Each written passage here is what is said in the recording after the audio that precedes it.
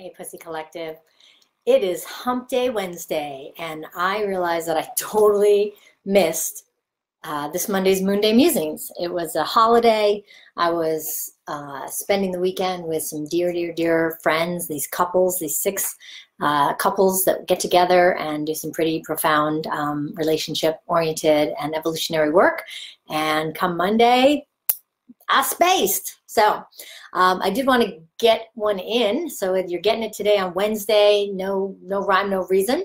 But I wanted to share a little mini story about what I realized about listening to pussy and to support you in activating listening to yours.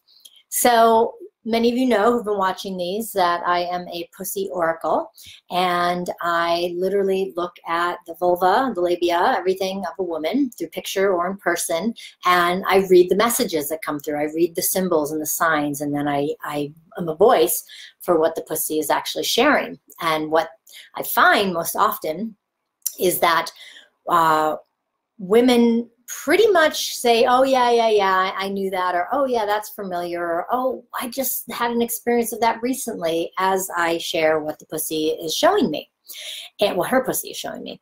And I realized that most women are hearing pussy, but not necessarily knowing that it's the voice of pussy. And I had a little experience in my own realm where I've been able to be a huge, tremendous advocate and voice for everybody else's pussies, but haven't always been the best advocate for my own pussy.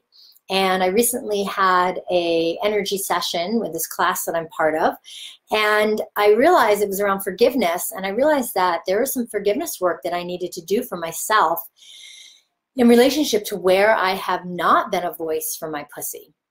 And some of the ways that that has impacted me, sometimes in big ways and sometimes in small ways. And it's something that I've been actively working in the past couple of years to get better at, as I'm, out in the world speaking on behalf of pussy, heal or heal thyself.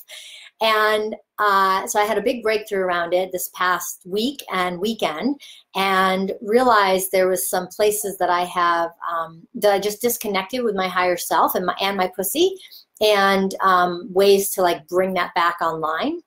And I want to share with you what that was. But before I go there, just briefly, one of the things that can be tricky for women when we're first tuning into that conversation is, how do we know what our pussy is actually saying? And many of us only really know when our pussy is saying something sexually, because she's a sexual organ, although she's so much more than that.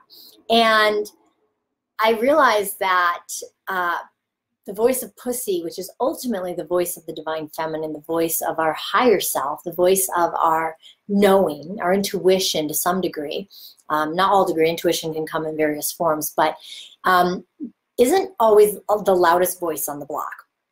And we hear it, and then we think, what was that? Or did I really hear that? And then our mind kicks in, and then usually we'll do something that feels more logical or in relationship to what our mind feels is accurate based on the mind systems of experience and beliefs.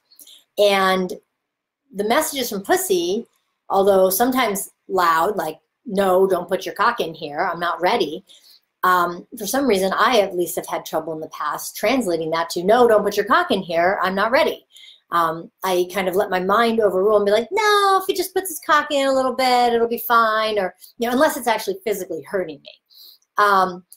And what I've had to learn for myself is that the subtleties of her voice may have been spoken, weeks earlier or days earlier or hours earlier, and I wasn't listening to the voice sooner than the moment that I would need to say, no, don't put your cock in my pussy. If you can relate, thumbs up or make a comment or something here, give me some hearts. But basically, what I've learned and what I'm here to share with you is that there needs to be kind of a, I talk a lot about pussy reclamation, but I believe there needs to be a reclamation of our voice with our pussy, right? Our voice, it's a larynx. If you've ever seen a picture of a larynx, it's like a spitting image of a pussy. And the tissues are very similar to the tissues of the pussy. And the mucous membranes are also very similar. So voice, our little vocal cords and throat and larynx, throat chakra is directly related to our pussies, and how we are able to hear and speak on our own behalf, on our pussies and our body's behalf, hasn't always been cultivated so well. Like I said, we get into our mind and, you know, we overthink it and we move on decisions that are more head-based or intellect-based instead of actually tuning into our somatic awareness and our body and our pussy. And the voice, I remember one of my favorite body intuitives, a dear friend of mine, Tarni Falloon, used to say to me when I did some incredible work with her well, a long time ago now, is that the feminine his voice isn't going to push. She doesn't have an agenda, right? She's not trying to be the loudest voice on the block, as I just said. She's more she's more subtle. She's more leaned back. She'll be clear, but she's not going to be pushy. She's not going to insert, right? There's no insertion of pussy.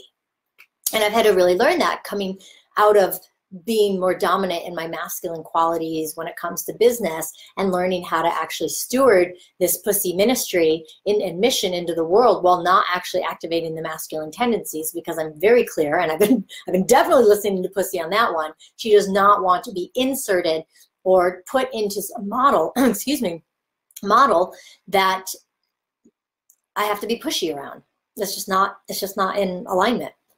So one of the things I want to encourage in you, excuse me, funny, like as I'm speaking, right, something's going on. Something's going on. Pussy, what do you want? What do you want to say?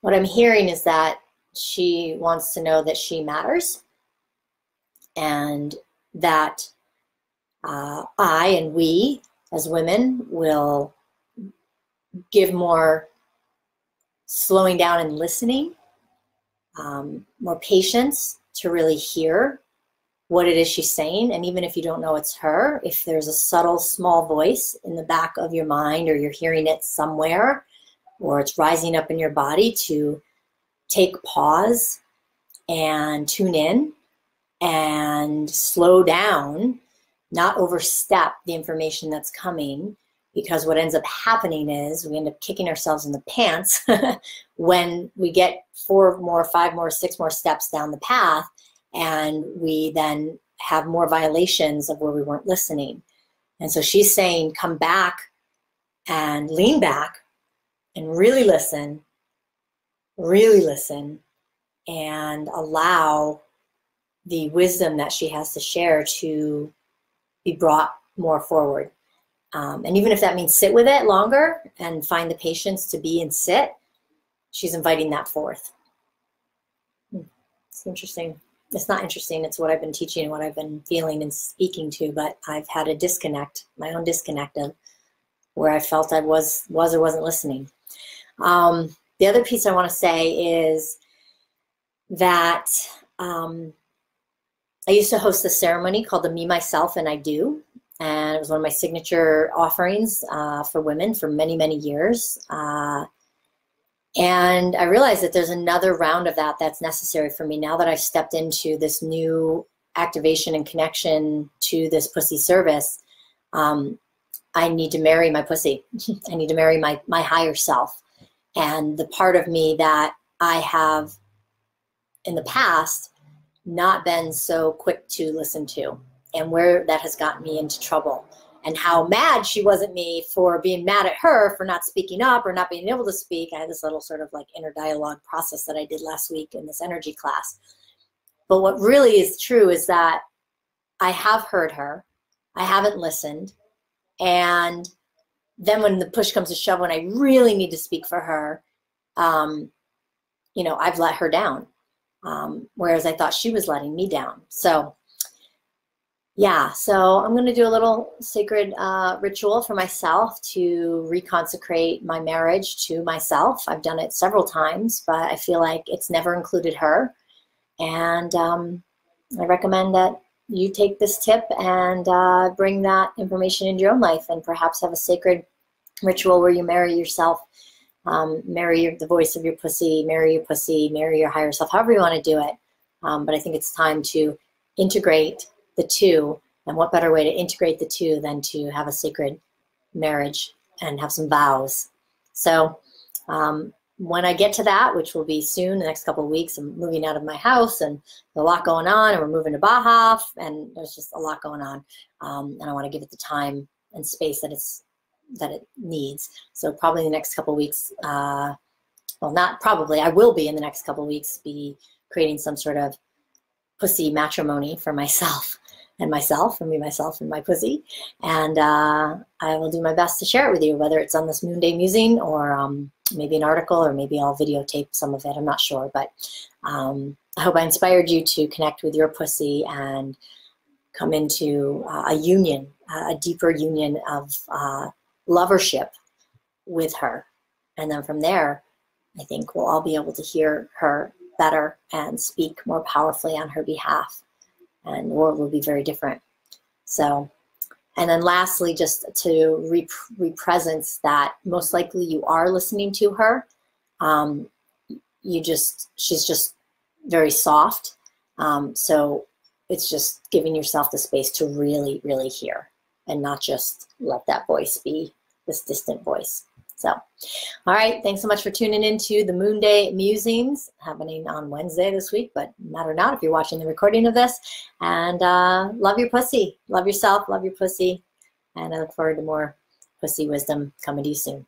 Lots of love. I'm Sierra Sullivan. Thanks so much for tuning in. Talk to you soon. Love to hear your comments and any techniques or things that you want to share below. Mwah.